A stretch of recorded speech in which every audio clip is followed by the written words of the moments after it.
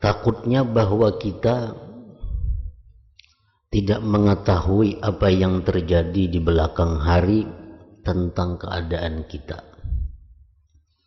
Sekarang ini kita Islam, kita menuntut ilmu, kita beribadah kepada Allah. Nah, janganlah sekali-kali itu semua membuat diri kita ini merasa aman. Jangan sekali-kali merasa bahwa diri kita ini akan selamat. Dengan modal kita Islam, kita beribadah, kita menuntut ilmu.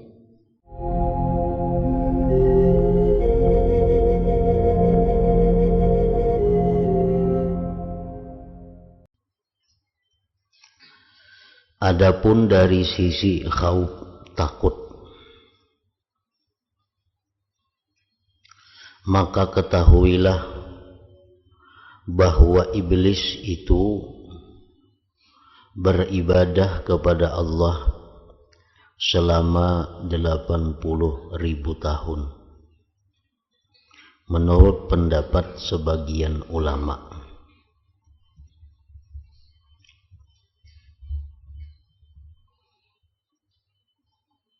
Dengan demikian iblis itu macam-macam mendapatkan gelar. Dikatakan Sayyidul Abidin, penghulu orang-orang yang beribadah, dan gelar-gelar mulia lainnya. Menurut sebagian ulama, 80.000 tahun iblis itu pekerjaannya hanya beribadah kepada Allah. Setiap tempat yang muat ditempati telapak kaki, ia pasti bersujud kepada Allah sekali di tempat itu. Kayak apa luasnya langit, berapa lapis langit, tidak ada tempat melainkan pernah iblis sujud di tempat itu.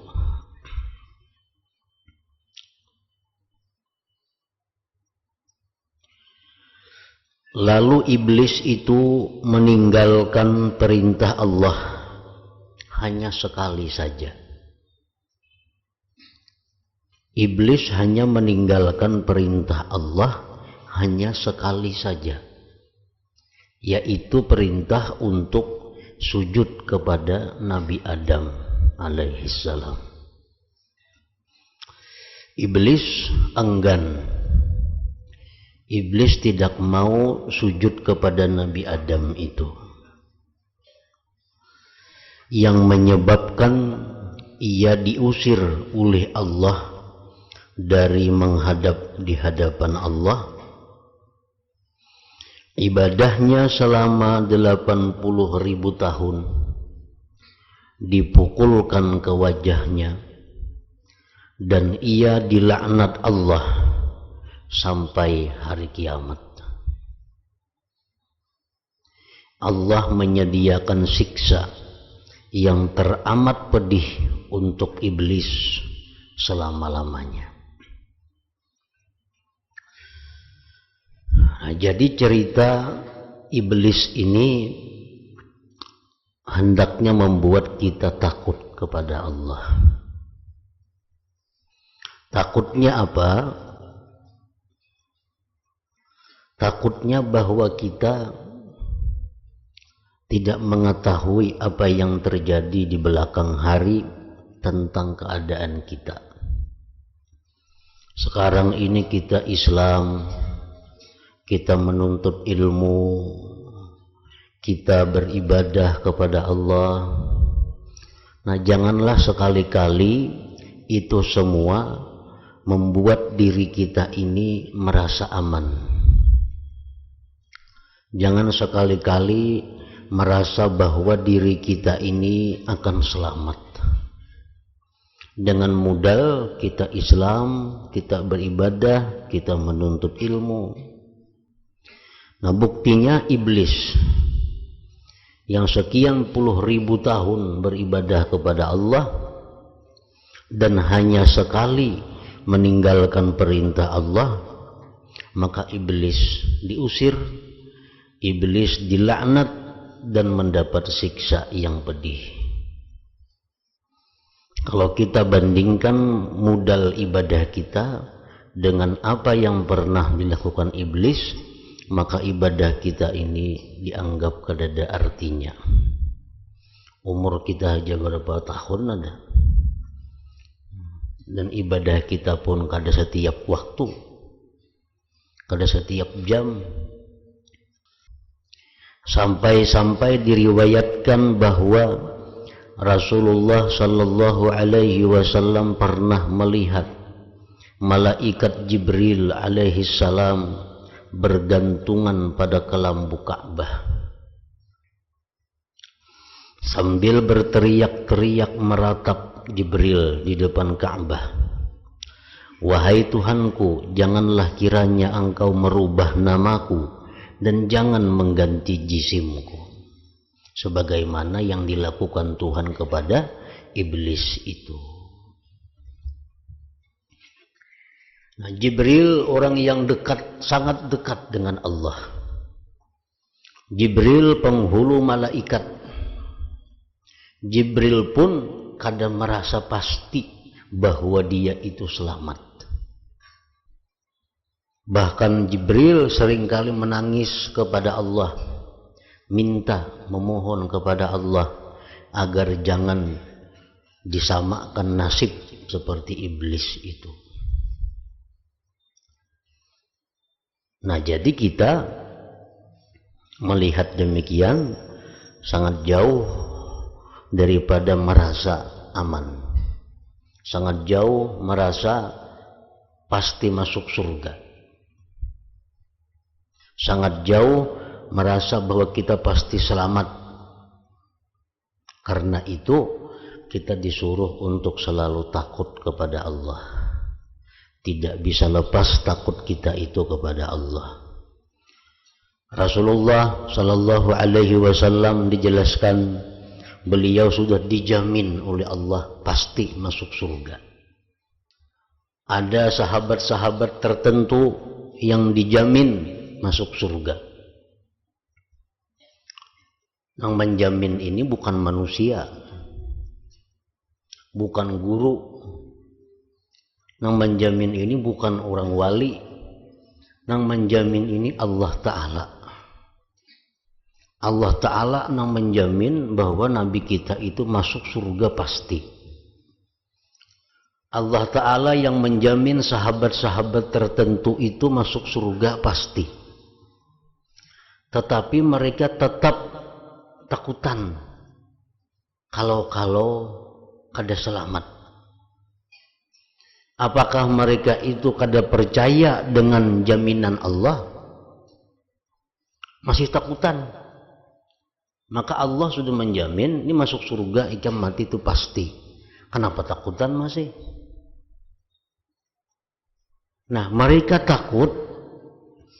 takutnya bukan kada percaya kepada jaminan Allah, tetapi mereka itu takut kalau Allah itu menjamin masuk surga dengan persyaratan-persyaratan yang tidak disampaikan oleh Allah. Tertipu. Dan Tuhan mati pasti ke surga.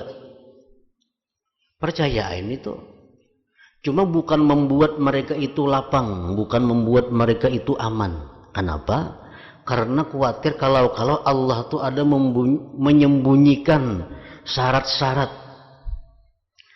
yang bila syarat-syarat itu terpenuhi pasti ke surga.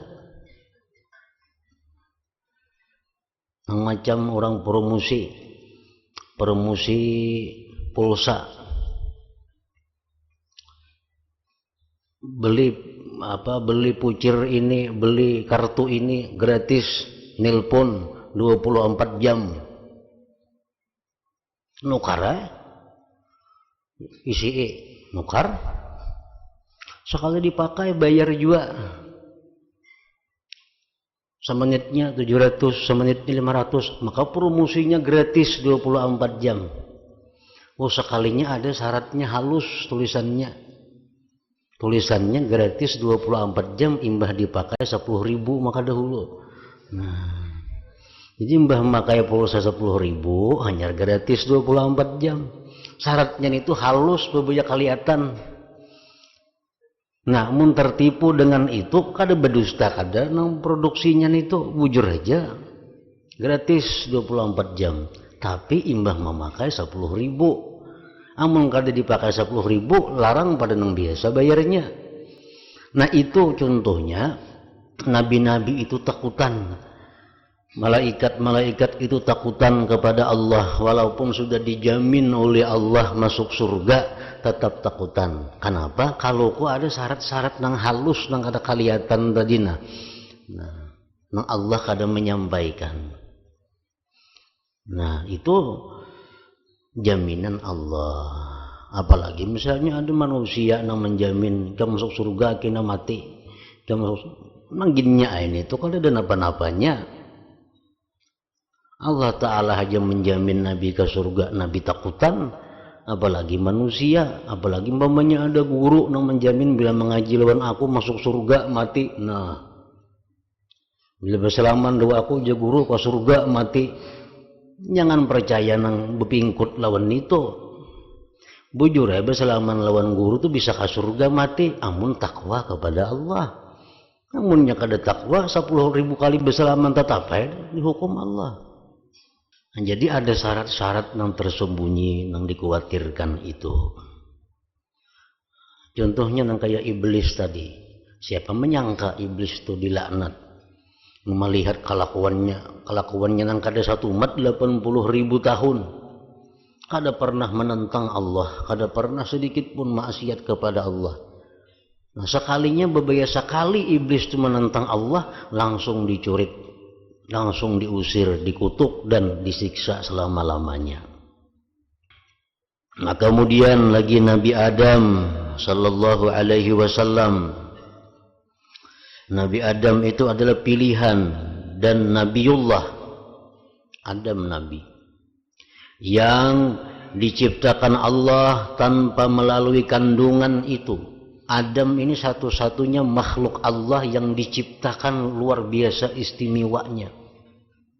Langsung diciptakan dari Allah. Itu keistimewaan Nabi Adam yang kada dimiliki oleh yang lain-lainnya. Kemudian lagi semua malaikat diperintahkan sujud kepadanya. Ya, tadi iblis kada mau sujud, diusir. Dan dipikul pada pundak malaikat. Nabi Adam itu dipikul di bahu-bahu malaikat menghadap ke hadapan Allah.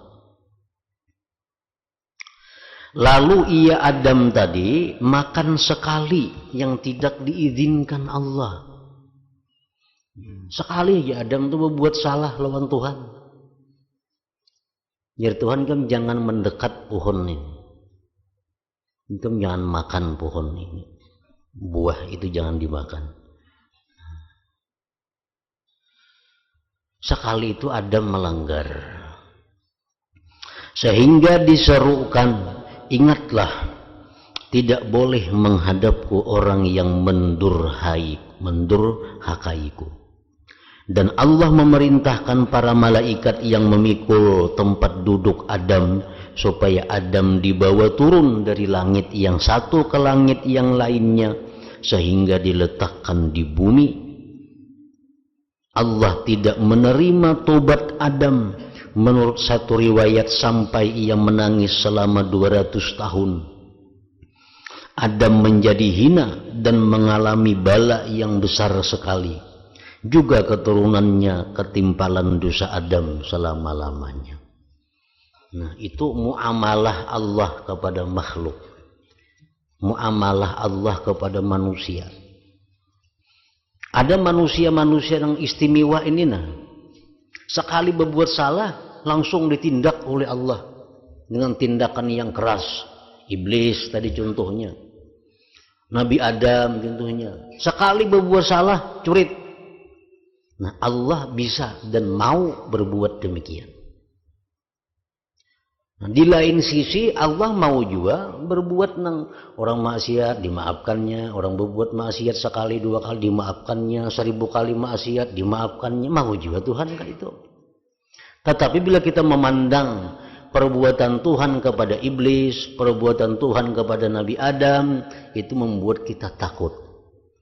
Nah, jangan-jangan Tuhan lawan kita yang kayak Nabi Adam. Jangan-jangan Tuhan lawan kita yang kayak iblis. Sekali berbuat salah, curit. Nah, mau itu terjadi. Jadi jangan merasa aman, jangan merasa asa harap, jangan merasa rasa pasti sudah karena banyak beramal, banyak beribadah, banyak sosial, lalu merasa mati aman. Kada tentu. Barangkali Allah memperlakukan kita kayak mereka-mereka ini. Sekali aja salah, hapus semuaan amal kebaikan. Selanjutnya Nabi Nuh alaihi salam.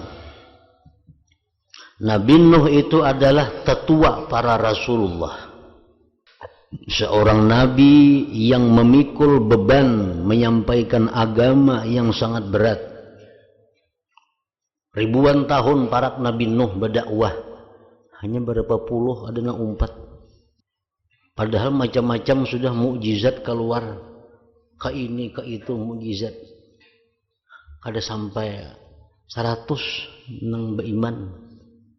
Waktu berdakwah berapa ribuan tahun Nabi Nuh berdakwah. Asitu kamari berdakwah. Mengeluarkan mukjizat keistimewaan macam-macam. Hanya berapa orang yang percaya. Jadi artinya apa? Nabi Nuh ini banyak benar berisi pahala. Banyak benar berisi pahala. Umurnya panjang. Akhlaknya mulia. Dakwahnya jalan. Berbuat dosa kan ada. Banyak benar pahala tuh. Nabi Nuh hanya mengucapkan satu kalimat. Nabi Nuh hanya mengucapkan satu kalimat yang tidak semestinya. Lalu Nabi Nuh diserukan, janganlah engkau meminta kepadaku apa yang tidak engkau ketahui. Aku memberi nasihat kepadamu, jangan sampai engkau menjadi orang yang bodoh. Sampai-sampai diriwayatkan dalam satu kabar bahwa Nabi Nuh tidak berani mengangkat kepalanya ke langit lantaran malu kepada Allah selama 40 tahun. Kenapa kesalahan Nabi Nuh? Salahnya Nabi Nuh itu apa? Cuma sekali sidin bersuara ada. Sekali suara sidin itu mengakibatkan sidin ditindak oleh Allah. Sampai-sampai di akhirat Nabi Nuh kada bisa memberi syafaat karena gara-gara sekali ucapan itu. Kenapa ucapan Nabi Nuh nang kurang baik dianggap Allah? Begitu banjir besar terjadi di zaman Nabi Nuh, banjir besar. Orang-orang nang beriman masuk ke dalam kapal.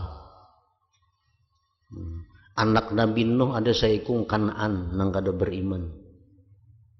Nah, banjir makin tinggi, Kan'an ini berteriak minta tolong kepada Nabi Nuh. Lalu Nabi Nuh memintakan ampun kepada Allah terhadap anaknya. Innahu min ibni. Ya Allah tuh anakku nah, ampuninya. Allah marah karena Nabi Nuh memintakan ampun kepada orang yang kafir.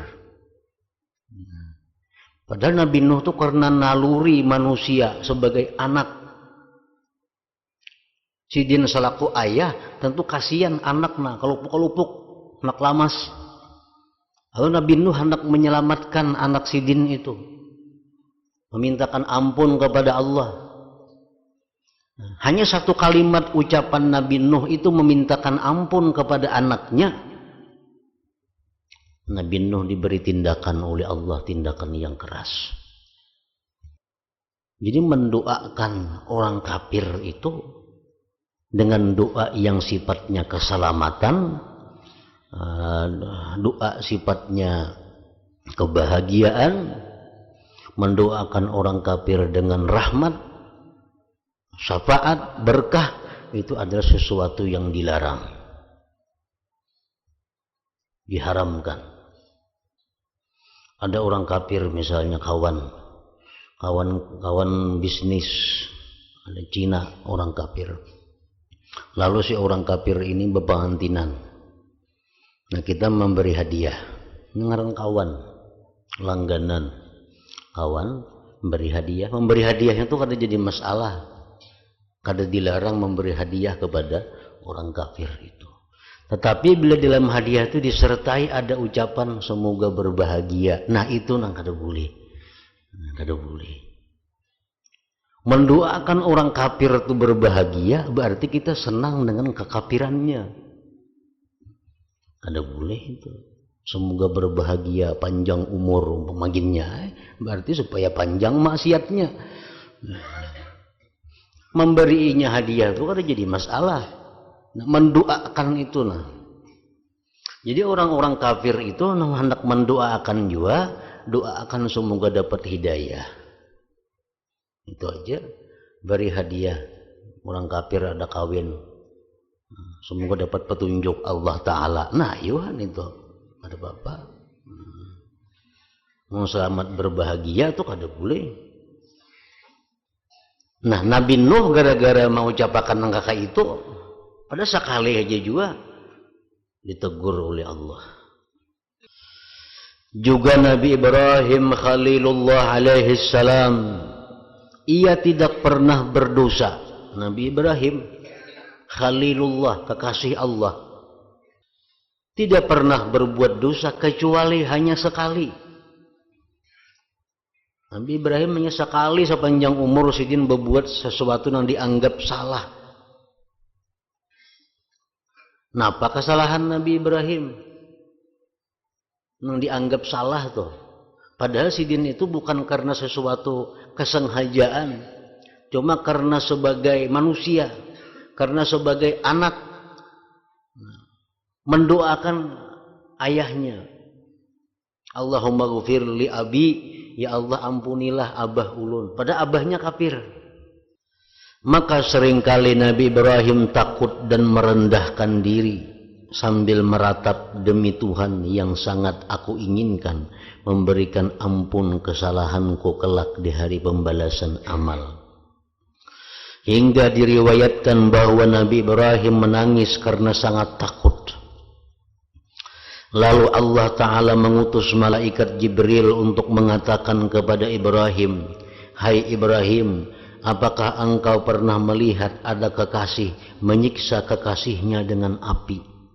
Ibrahim berkata, hai Jibril, kalau aku teringat kesalahanku kepada Allah, maka aku lupa akan kasih Allah kepadaku.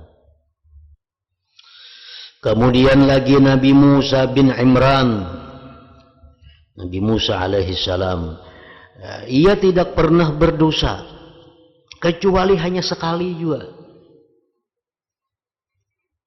yaitu menempiling orang Bani Israel. Tempiling sidin yang timbul karena berangasan. Waktu Nabi Musa marahnya kada terkendalikan, langsung sidin menghantam orang Bani Israel.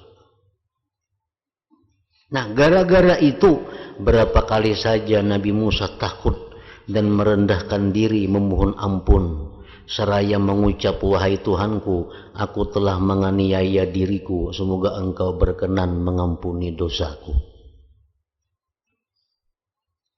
Nah ini semua contoh-contoh kepada kita bahwa kita jangan merasa aman.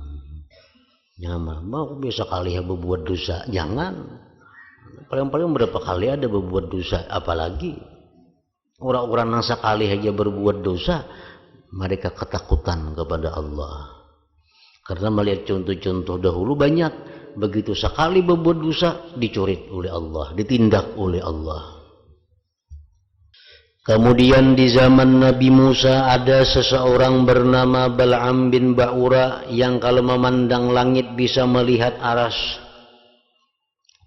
Bal'am bin Ba'ura mungkin jangan ke atas melihat aras Allah. Dialah yang dimaksudkan oleh firman Allah, watlu alaihim naba alladzi atainahu ayatina fansalakha minha. Artinya, hai Muhammad, bacakanlah kepada orang-orang kafir cerita orang yang aku beri ayat yang besar, lalu keluar dari taat kepada ayat-ayat Allah. Bal'am ini sebagai manusia yang diberi Allah anugerah ilmu yang luar biasa. Bal'am diberi Allah Ismullahil A'zam. Arti Ismullahil A'zam itu bila digunakan untuk berdoa, doanya langsung dikabulkan Allah. Nah, Bal'am hanya sekali saja condong hatinya kepada dunia dan ahli dunia, serta tidak memuliakan kekasih Allah, Nabi Musa. Lalu ma'rifat yang ada di hatinya dihilangkan oleh Allah dan dijadikan bagaikan anjing yang diusir majikannya. Allah berfirman, "Famathaluhu kamathalil kalbi in tahmil alaihi yalhath." Perumpamaan Bal'am adalah bagaikan anjing, jika engkau mengejarnya maka ia menjulurkan lidahnya. Bal'am dijerumuskan ke dalam kesesatan dan kerusakan sampai akhir masa. Hingga aku, ujar Imam Ghazali, pernah mendengar ulama berkata, pada mulanya kalau Bal'am mengajar di suatu majelis, ada 12.000 tempat tinta yang digunakan murid-muridnya untuk menulis ilmunya. Kemudian ia menjadi orang pertama yang mengarang kitab, dan ia menyebutkan dalam kitabnya itu bahwa alam semesta itu tidak ada yang menciptakannya. Sudah menyimpang dari jalan yang benar. Artinya ulama besar, aulia yang sangat besar, kalau ada bandingannya walinya Bal'am itu. Aras kau melihat, Lauhil Mahfuz kau melihat, nampaknya berdoa kabul. Hanya karena sekali salah, ma'rifat itu dicabut Allah dari hatinya. Bukan hanya ma'rifat, imannya dicabut oleh Allah. Sehingga dia akhirnya berpendapat bahwa alam ini terjadi sendiri tanpa dicipta.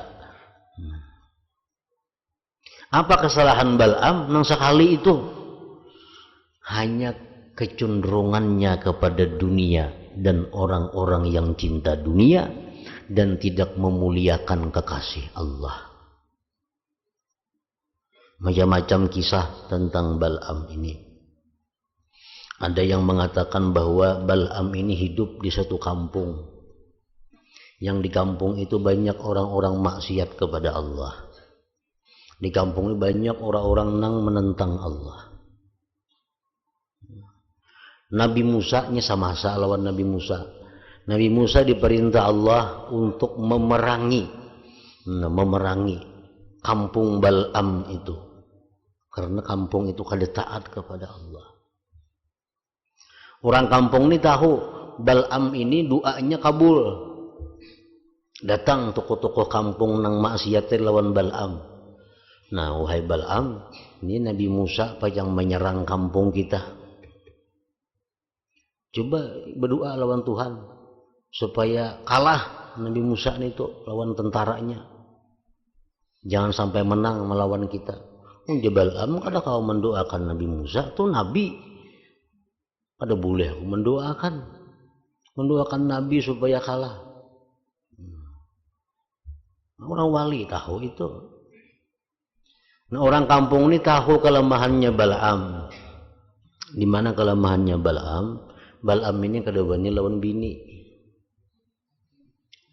Muyur aja wali lawan bini kadang-kadang. Nah, nang bini ini pulang hubud dunianya luar biasa. Bini Bal'am ini. Lalu datang orang kampung nama maksiat tadi berkumpul, mengumpulkan emas sampai beberapa karung, emas berapa karung. Diunjuk lawan bini Bal'am. Nah, bujuk pang Bal'am supaya hakun mendoakan supaya Musa itu kalah. Nah, kami beri jam ini emas beberapa karung. Nang bini nang katuju amas bedahulu orangnya. Hakun nang bini tadi dibujuki nang bini Bal'am itu supaya Hakun mendoakan. Nah, di saat itulah Bal'am Hakun mendoakan kepada Allah agar Musa itu kalah dalam berperang melawan kampungnya Bal'am itu. Sampai di situ terjadi peperangan, kalah Musa ini. Nabi Musa dan prajuritnya kalah. Bal'am ini bila berdoa kabul. Bila berdoanya kabul. Nyatahu Ismullahil Azam. Kalahlah pasukan Nabi Musa. Akhirnya Bal'am tadi karena dianggap Allah mencintai dunia dan kadang memuliakan kekasih Allah Nabi Musa, maka ilmu ma'rifat Ismullahil Azam yang ada pada Bal'am dicabut oleh Allah, ditarik oleh Allah, sehingga Bal'am bukan hanya kada alim tapi kada beriman lagi kepada Allah. Nah, mati dalam keadaan kafir pulang. Nah, jadi ini membuat takut jua lawan kita. Ilmu kita kada baparakan nang kayak Bal'am itu. Nah, tapi Bal'am hanya sekali itu berbuat salah, langsung ditindak oleh Allah dengan tindakan demikian. Semoga Allah memelihara kita dari kemurkaannya, dari siksanya yang sangat pedih, dan penghinaan Allah yang tentu tidak kuat kita menghadapinya.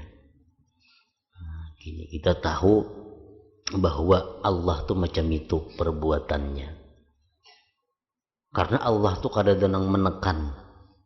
Tidak ada yang mewajibkan kepada Allah, tapi Allah yang mewajibkan kepada selainnya. Allah mau berbuat apa saja, dan perbuatan Allah itu selalu baik, selalu terbaik.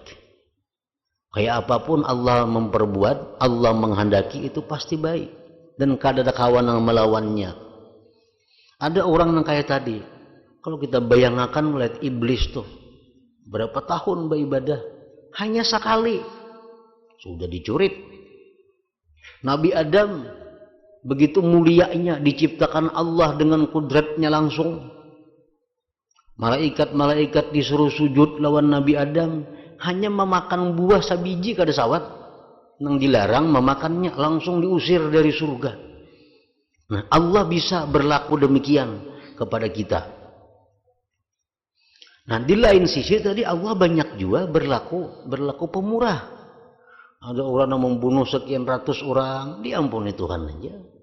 Ada orang yang berbuat dosa sekian banyak dosa, begitu minta ampun, diampuni Tuhan aja.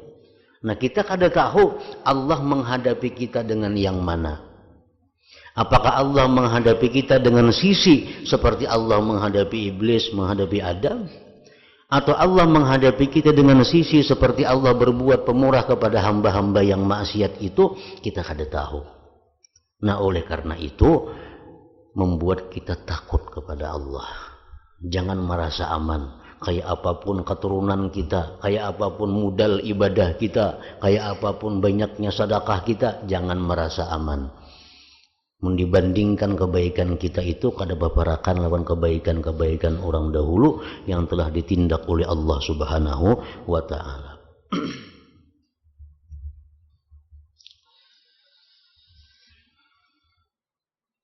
Cobalah renungkan keburukan dunia. Apakah yang menarik para ulama pada khususnya? Maka ingat-ingatlah, persoalan dunia itu amat gawat. Umur manusia pendek sekali, amal manusia sangat kurang, sedangkan Allah selalu mengawasi. Kalau Allah menyudahi amal kita dan memaafkan kesalahan kita, maka yang demikian itu bagi Allah tidaklah sulit. Kita berbuat dosa kayak apa aja banyaknya, kalau Allah hendak memaafi, Allah kada sulit. Kayak apa aja kita berbuat ibadah sebanyak-banyaknya, kalau Allah hendak menindak kita kada baik, itu pun kada sulit juga. Wa madzalika 'alallah bi'asir, tidaklah yang demikian itu sulit atas Allah Subhanahu wa ta'ala. Ia menangis hingga rumput-rumput tumbuh karena air matanya.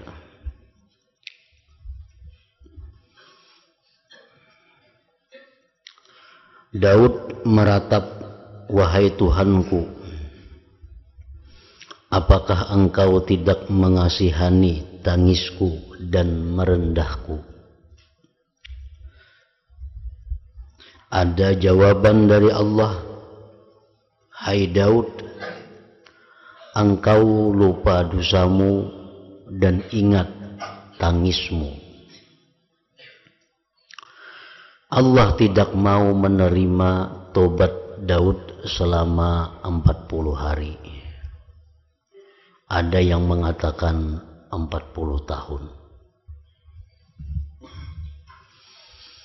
Nabi Daud adalah salah seorang di antara nabi-nabi yang juga beliau adalah ayah dari Nabi Sulaiman alaihissalam.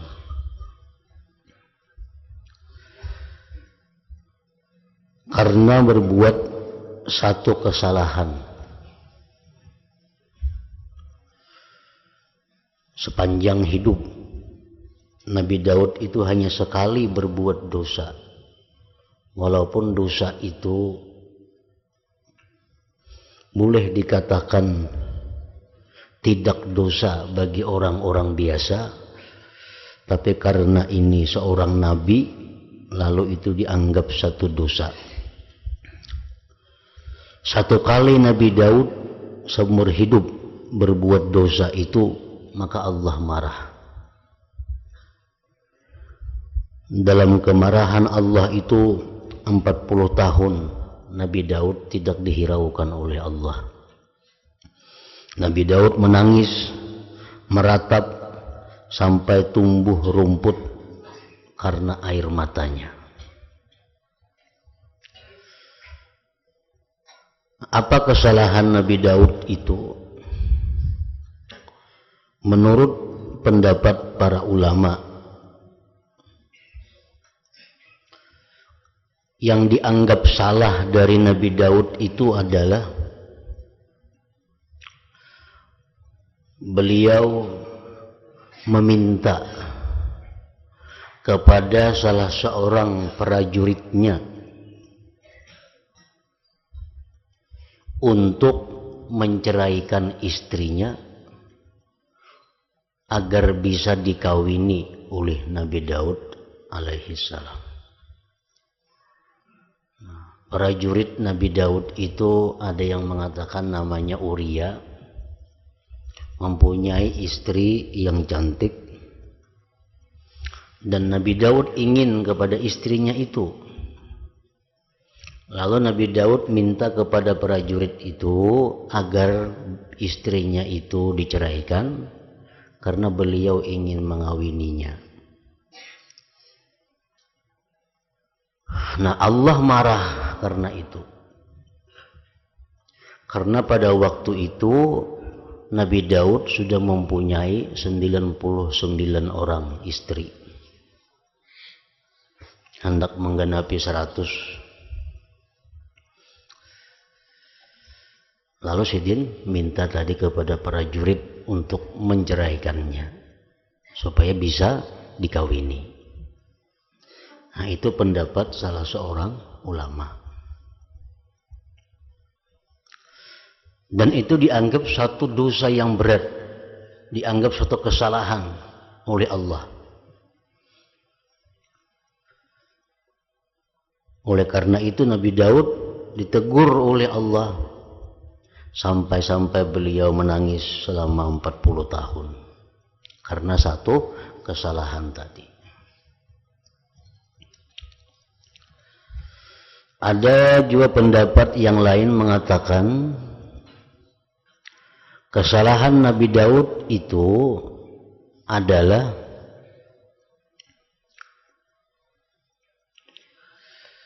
prajuritnya ini melamar seorang perempuan dan diterima lamaran prajurit itu. Kemudian prajurit ini berangkat perang, diutus oleh Nabi Daud. Dalam perjalanan perang itu, maka lamarannya ini dilamar oleh Nabi Daud. Talapis. Padahal perempuan ini sudah dilamar oleh prajurit. Tapi karena prajurit ini ada tugas berperang, dan Nabi Daud ingin kepada perempuan itu, beliau melamar. Dan diterima lamarannya. Dikawini oleh Nabi Daud. Kalau prajurit yang perang itu mendengar kabar demikian sakit hati. Nah, Allah marah kepada Nabi Daud karena mengawini perempuan yang sudah dilamar oleh orang. Nah, ada sebagian ulama yang mengatakan itu yang dianggap salah dari Nabi Daud alaihi salam. Ada pula pendapat yang lain tentang kesalahan Nabi Daud ini.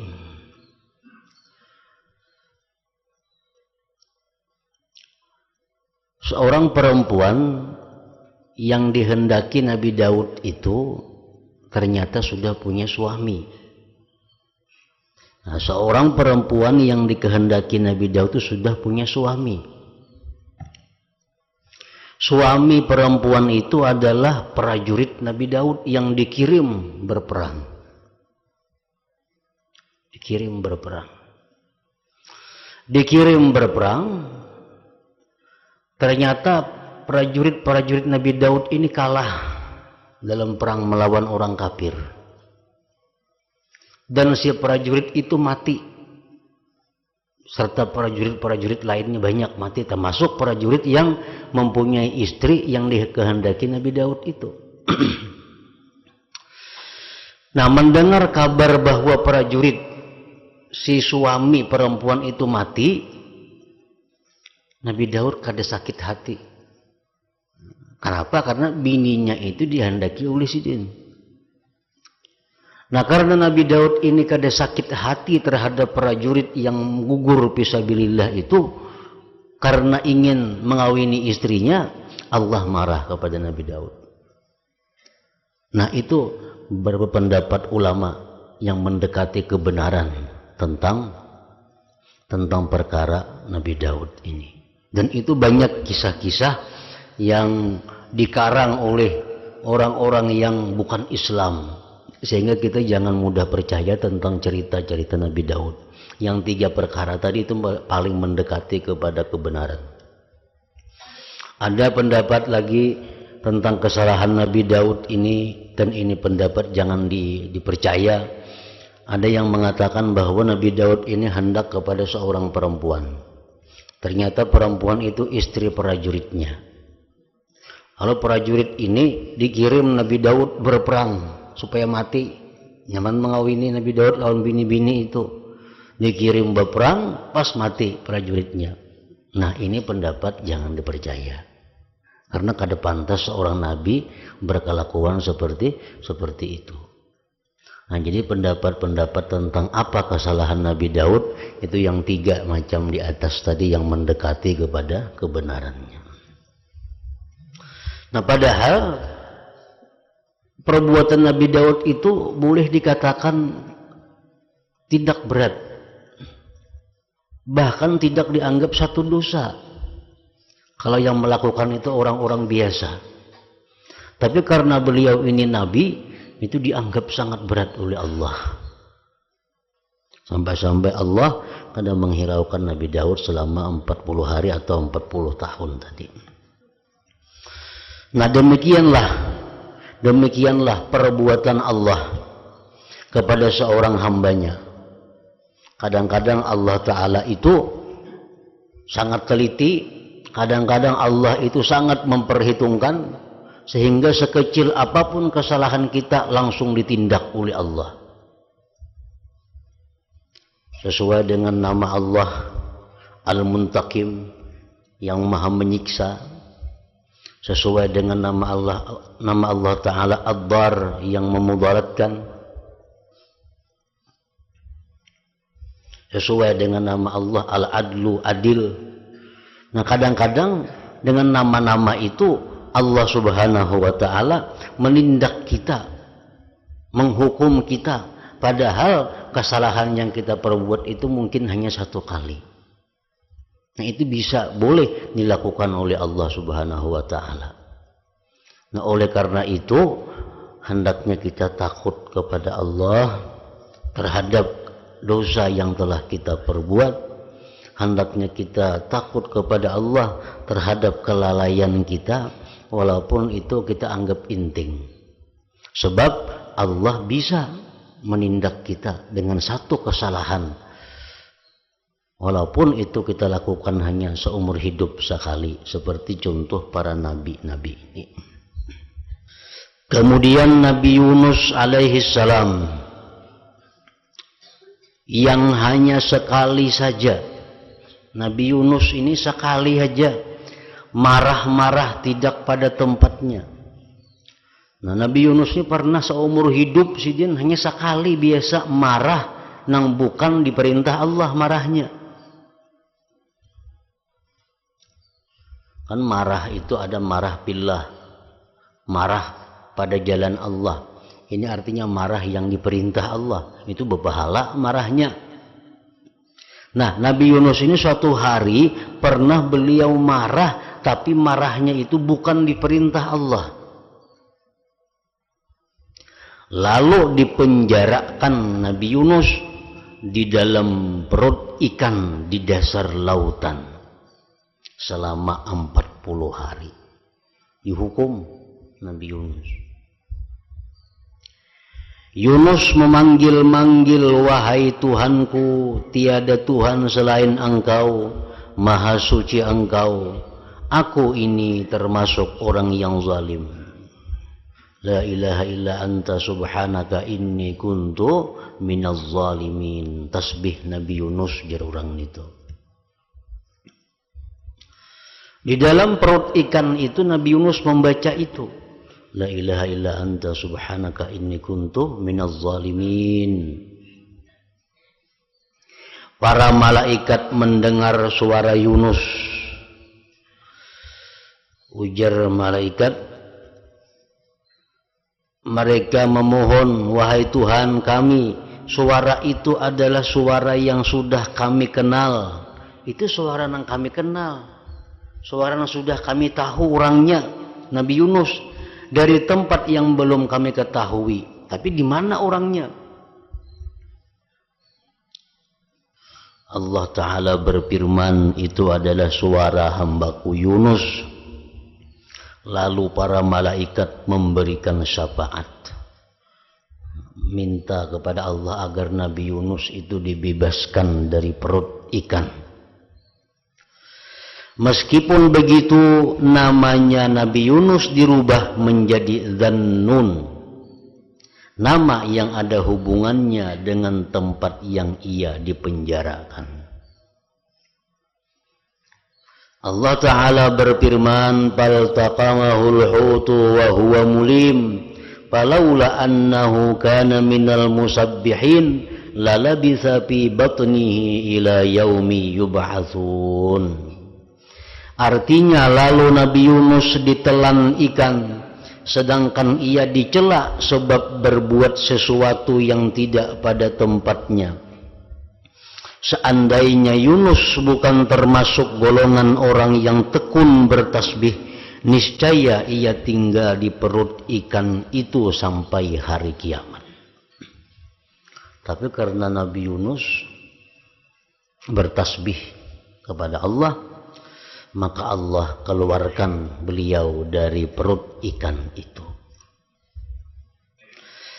Kemudian Allah menyebutkan nikmatnya dan karunia-Nya, laula an tadarakahu ni'matum mir rabbih lanubidha bil ara'i wa huwa mazmum. Artinya, andai kata Yunus tidak tersusul oleh nikmat dari Allah, tentu ia dibuang ke tempat kosong dalam keadaan dicela. Nah, Allah Ta'ala bisa berbuat itu. Satu kali orang berbuat salah, satu kali hamba ini berbuat dosa, bisa langsung dihukum, dibalas oleh Allah. Jadi apabila kita berbuat satu dosa, itu banyak kemungkinan yang dilakukan Allah. Satu, kita bisa diberi Allah bala. Diberi Allah bala. Yang dengan bala itu terhapus dosa.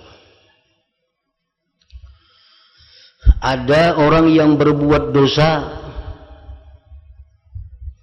tidak Allah beri bala, tetapi dihapuskan dosanya. Orang ini berbuat dosa, Allah kadang memberinya bala, tapi langsung dihapus Allah dosanya. Itu bisa juga. Sesuai dengan nama Allah Al-Ghafur, Al-Ghaffar.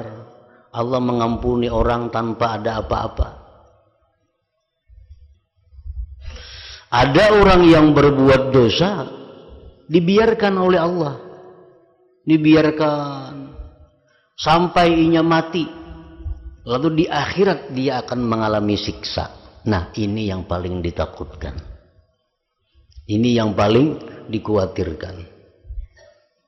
Orang berbuat dosa, kada ditegur oleh Allah, dilihatkan. Kan ada nama Allah itu Al-Muakhir, yang mengakhirkan. Artinya orang berbuat dosa dilihatkan Tuhan aja. Seolah-olah kada apa-apa. Kada ditegur, kada diberi sanksi, kada diberi hukuman. Tapi begitu mati, di akhirat siksa diberikan kepadanya. Nah, ini yang paling ditakutkan. Ini yang paling dikhawatirkan oleh orang-orang yang beriman. Kita menghendaki, menginginkan, mengharapkan kepada Allah, kalau kita berbuat kesalahan diampuni. Dan jangan diberi apa-apa. Disanksi jangan, dihukum jangan, dibalakan jangan. Kita berbuat dosa diampuni. Itu yang paling kita kehendaki. Yang nomor dua, kita berbuat dosa. Dosa kita perbuat, tapi kita diberi Allah bala, diberi Allah kita cobaan, diberi Allah kita musibah, yang dengan itu dosa kita dihapuskan. Nah, kalau tidak, itu yang kita mohon kepada Allah. Nah, yang ketiga ini yang kita kada hendak. Kita berbuat dosa, dibiarkan Tuhan.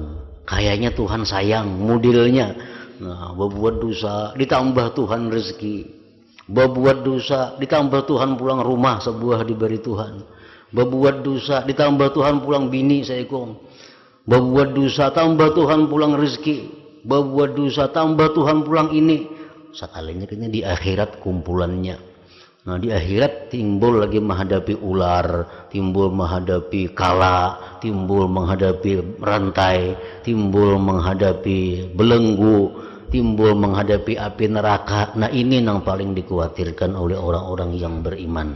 Allah itu maha melanjur. Ini orang-orang yang demikian yang kita kada ingin masuk golongan itu. Dan ini banyak.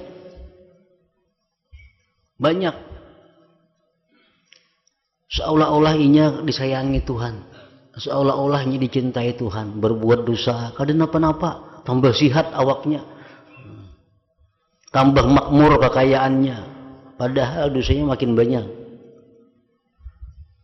Nah, nabi-nabi dan orang-orang kekasih Allah lainnya, begitu mereka berbuat dosa, ditegur oleh Allah, diberi cobaan, diberi musibah. Supaya apa? Supaya itu menghapuskan dosa-dosa yang mereka lakukan, sehingga di akhirat nantinya mereka bersih dirinya, mereka suci dirinya daripada dosa, bisa menghadap Allah Subhanahu wa ta'ala. Dan yang kita ambil intisari daripada cerita Nabi Yunus tadi, ada satu tasbih beliau, la ilaha illa anta subhanak inni kuntu minaz zalimin. Itu tasbih yang sangat mujarrab, tasbih yang sangat ampuh, lidat al-Qurabi untuk menolak untuk menjauhkan segala kesusahan, kemudaratan.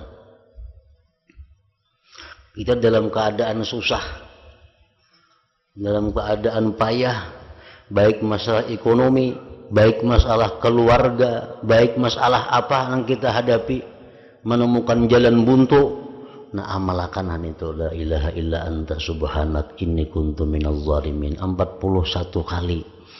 41 kali la ilaha illa anta subhanaka inni kuntu minaz zalimin, la ilaha illa anta subhanaka inni kuntu minaz zalimin, la ilaha illa anta subhanaka inni kuntu minaz zalimin. Maka berkat amalan itu kesusahan kita yang kita hadapi akan dimudahkan Allah. Coba kita bayangkan kayak apa susahnya kita, kayak apa mudaratnya kita, kayak apa sempitnya kita dibandingkan dengan susahnya Nabi Yunus. Nabi Yunus di dalam parut iwak, parut iwak, dalam parut iwak di dasar laut lagi andaknya. Kalau di penjara masih inting, kalau melihat manusia diberi makan orang. Ini dalam perut iwak, di dalam dasar laut. Tapi ujar Tuhan tadi apa dalam Al-Quran? Falaula annahu kana minal musabbihin. Nah, seandainya Yunus bukan termasuk golongan orang yang bertasbih, lala bisa fi batnihi ila yaumi yub'atsun, niscaya Nabi Yunus akan jadi orang yang diam di perut iwak sampai hari kiamat. Tapi karena tasbih itu Nabi Yunus diselamatkan oleh Allah. Dibanding kesusahan kita, paling kesusahan kita menghadapi apa, hutang ada kawata bayari sampai timpuknya, itu masih inting. Nah, baca la ilaha illa anta subhanaka inni kuntu minaz zalimin. Bayangkan seorang jadi Nabi Yunus dalam perut iwak baca la ilaha illa anta subhanaka inni kuntu minaz zalimin, la ilaha illa anta, maka segala kesusahan yang kita hadapi itu akan diselesaikan oleh Allah Subhanahu wa taala.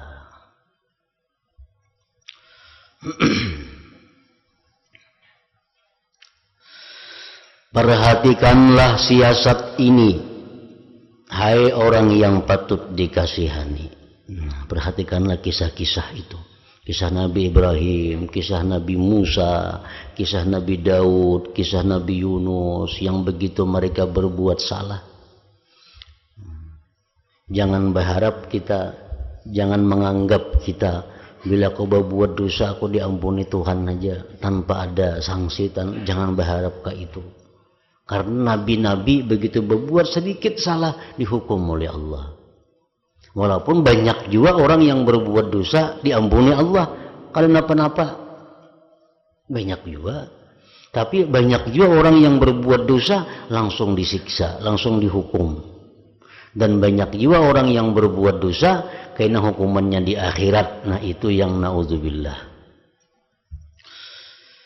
Dan begitulah seterusnya hingga sampai kepada pemimpin para rasul, makhluk yang paling mulia, yakni Nabi Muhammad sallallahu alaihi wasallam. Allah berfirman kepada beliau, "Fastaqim kama umirta wa man taba ma'aka wala tatghaw innahu bima ta'maluna basir." Artinya, istiqamahlah sebagaimana engkau diperintahkan. Juga orang-orang yang bertobat bersamamu, dan janganlah kalian melampau batas. Allah mengetahui apa yang kalian perbuat. Nabi kita disuruh Tuhan istiqamah.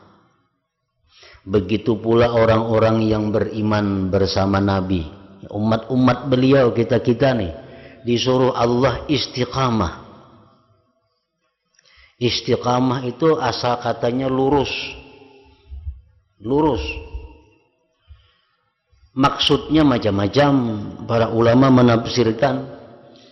Yang lebih nyaman, istiqamah itu pahamannya adalah selalu dalam keadaan yang diridai Allah. Selalu dalam keadaan yang diridai Allah, baik waktu susah, baik waktu kaya, baik waktu sakit, baik waktu sihat, waktu lapang, waktu sibuk, kita tetap menjadi orang yang diridai Allah. Nah itu istiqamah. Kadang-kadang kita waktu lapang takwa lawan Tuhan. Karena bila sudah sibuk urusan dunia, kada ingat lagi lawan Tuhan.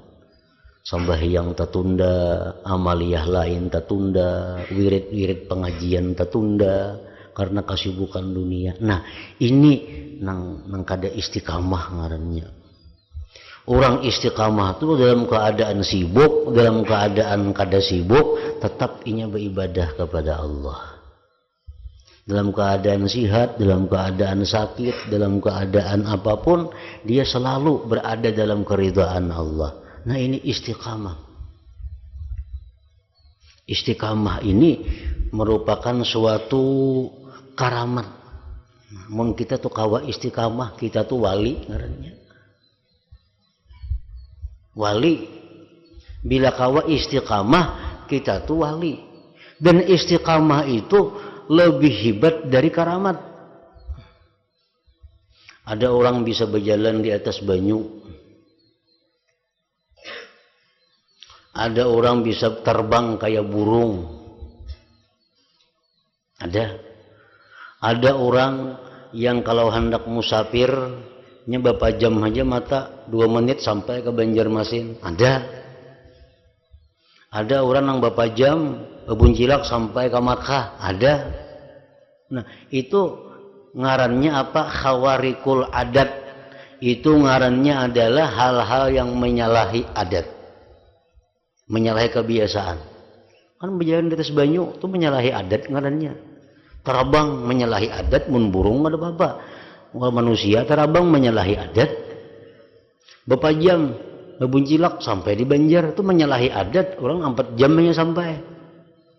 Nah, nang menyalahi adat ini belum tentu karamat. Belum tentu karamat.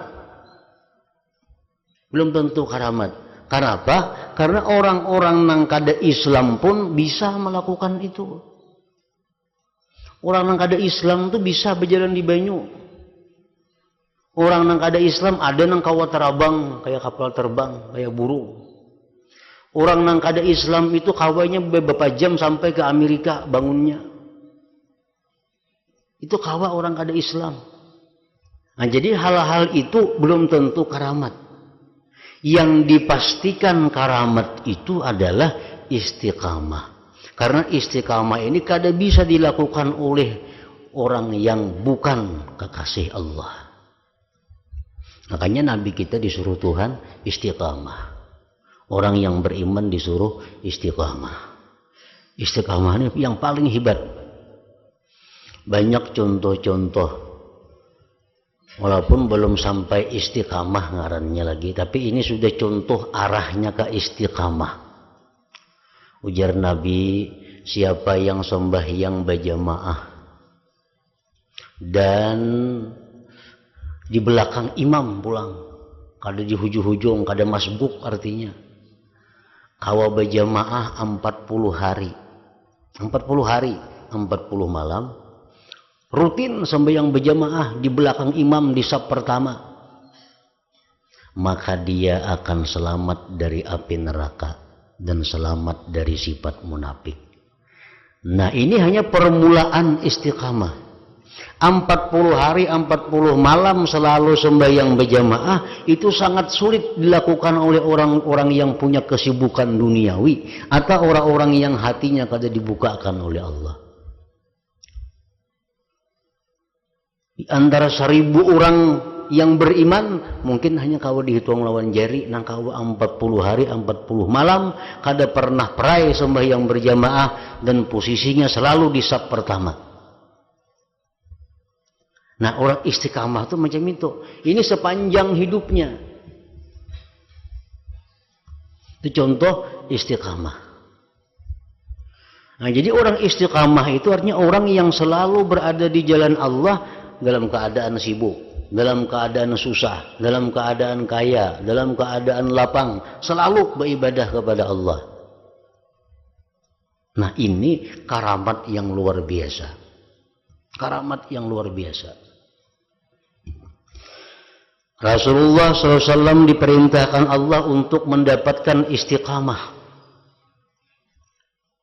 Sampai-sampai Nabi Muhammad SAW pernah bersabda, surah Hud, suratul Hud, surah Nabi Hud. Dalam Quran ada surah Hud kalau itu. Dan semisalnya membuat rambutku beruban, ujar Nabi. Karena surah Hud itu banyak menceritakan hal-hal yang mengerikan. Maksud Rasulullah adalah ayat ini dan semisalnya dalam Al-Quran. Artinya Nabi kita pun sidin kalau membaca ayat-ayat yang tentang kisah azab Allah, Nabi-Nabi membaca Quran tentang hari kiamat, Nabi kita bila membaca Quran tentang bagaimana keadilan Allah, sidin pun takutan. Nabi takutan sidin sampai bahuban, sampai bahuban daripada saking memikirkannya. Lalu Allah Ta'ala berfirman, wastaghfir li dzambik, mohonlah ampunan terhadap dosamu. Hingga akhirnya Allah memberikan ampunan. Dia berfirman, wa wada'na anka wizrak alladzi anqadha zahrak. Artinya aku menyingkirkan dosa darimu yang memberati punggungmu.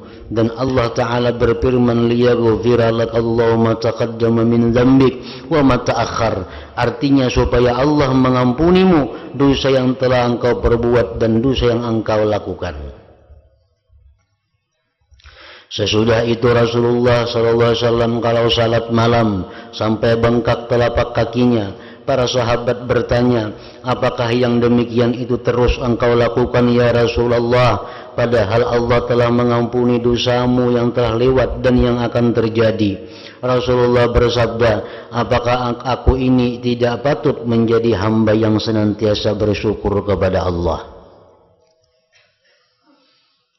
Jadi Nabi kita walaupun sudah dapat jaminan dari Allah, tetap sidin bangun malam, tetap beribadah kepada Allah. Dalam rangka apa beliau beribadah itu? Untuk mengejar satu titel asy-syakur, hamba Allah yang sangat bersyukur. Nah, jadi ibadah ini macam-macam, tapi sama pada ibadah. Ada mungkin kita beribadah kepada Allah agar diampuni dosa. Ada kita beribadah kepada Allah agar diselamatkan dari api neraka. Ada kita beribadah kepada Allah agar masuk surga. Ada kita beribadat kepada Allah untuk menunaikan hak Allah. Ada kita beribadat kepada Allah agar jadi hamba yang bersyukur. Intinya tetap orang beribadah kadang-kadang kada beribadahnya.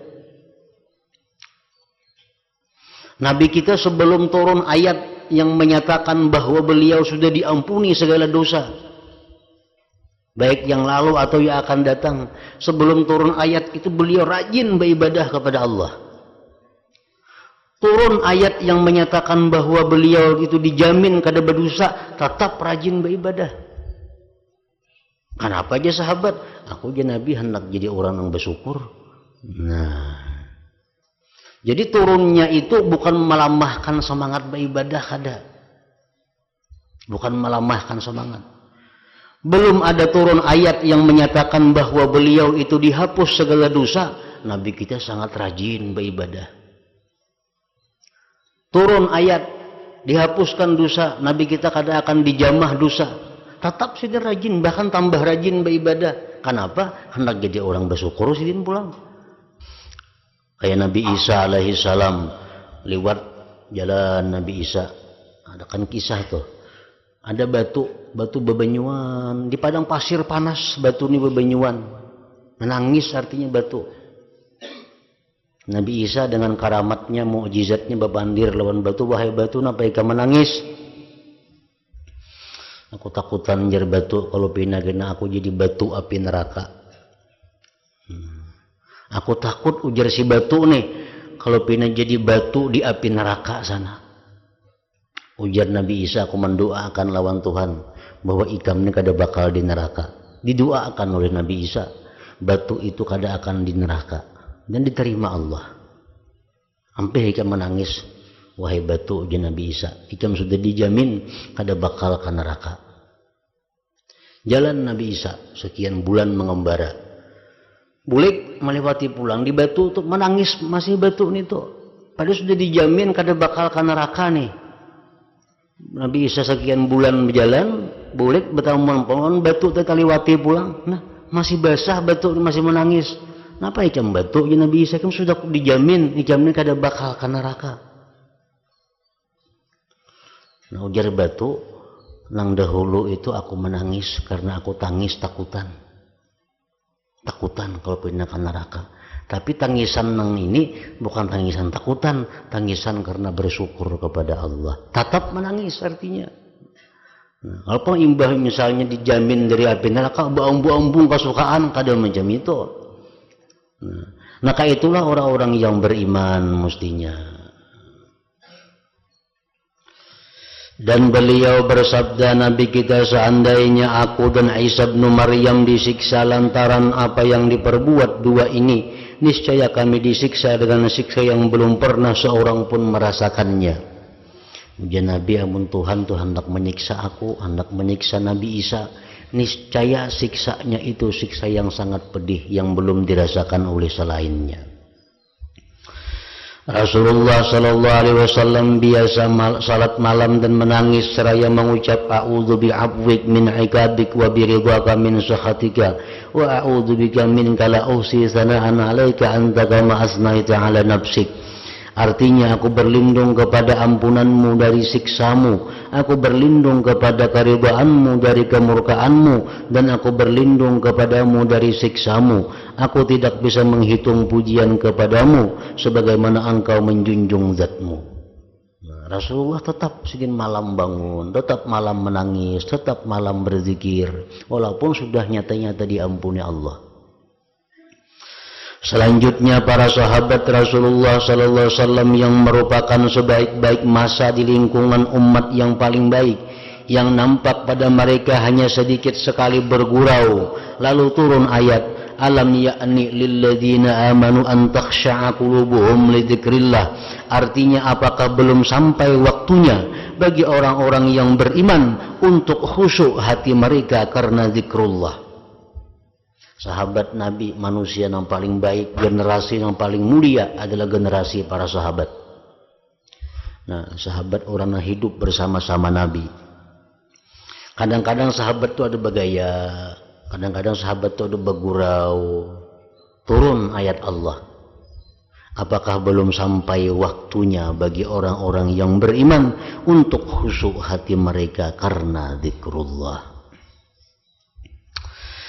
Kemudian Allah mengadakan peraturan undang-undang had dan siasat yang agung serta tata kerama pada umat ini. Padahal umat ini adalah umat yang diberi rahmat khusus, sehingga Yunus bin Ubaid berkata, janganlah engkau merasa aman dari tindakan Allah yang menetapkan pemotongan tangan karena mencuri 5 dirham. Jangan sampai aman itu menjadi siksa di akhirat nanti. Perhatian yang sangat bagus. Maling itu hukumnya mencuntan, dipotong tangan. Itu hukum Islam. Si maling nang mencuntan ini begitu ditatak tangan, jangan merasa aman di akhirat tuh kada bakal disiksa. Jangan merasa aman. Wah, aku sudah dipotong juga tangan, di akhirat kada berapa lagi. Jangan merasa aman itu. Karena kada ada jaminan keamanan itu dari Allah. Orang misalnya membunuh seseorang, tontong membunuh, kan mestinya dibunuh juga nih. Lalu ujak kalau warganya, ijam dimaafkan aja, kada usah dimaafkan aja, atau kamu bayar denda sekian juta atau miliar, bayar denda. Jangan merasa aman di akhirat karena kada disiksa lagi, jangan. Nah ini nang sudah nyata-nyata nang bayar di dunia. Kan orang mencuntan bayar tatak tangan, orang membunuh bayar denda sekian. Jangan merasa aman di akhirat bakal kada ditindak. Boleh jadi di akhirat kayaknya ada lagi tambahan hukuman-hukuman baginya. Boleh jadi. Kan ada kepastiannya itu.